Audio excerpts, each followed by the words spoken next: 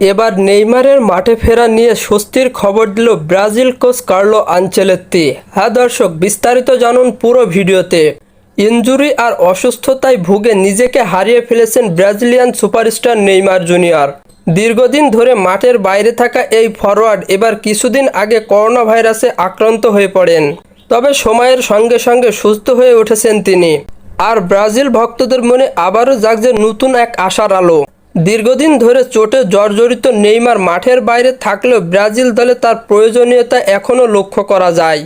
Neymar শেষবার মাঠে নামেন 2023 সালের অক্টোবরে উরুগুয়ের বিপক্ষে বিশ্বকাপ বাছাই পর্বের ম্যাচে, যেখানে তিনি গুরুতর ইনজুরিতে শিকার হন। এরপর থেকে দীর্ঘ পুনর্বাসন প্রক্রিয়ার মধ্য দিয়ে যাচ্ছেন এই Brazilian superstar. Brazil coach Carlo Ancelotti জানিয়েছেন নেইমার এখন দলের পরিকল্পনায় রয়েছেন। এক সাক্ষাৎকারে তিনি বলেন, আমরা ইতিমধ্যে বিশ্বকাপের জায়গা নিশ্চিত করেছি। নেইমার আমাদের পরিকল্পনার গুরুত্বপূর্ণ অংশ। যদি সে পুরোপুরি ফিট থাকে তাহলে আগামী উইন্ডোতে তাকে দলে নেওয়া হবে। এছাড়াও তিনি জানান, পরবর্তী কয়েকটি প্রীতি ম্যাচেও তাকে মাঠে দেখা যেতে পারে। আমরা নেইমারের উপর আস্থা রাখছি, কারণ তার অভিজ্ঞতা ও দক্ষতা দলকে অনেক কিছু দিতে পারে।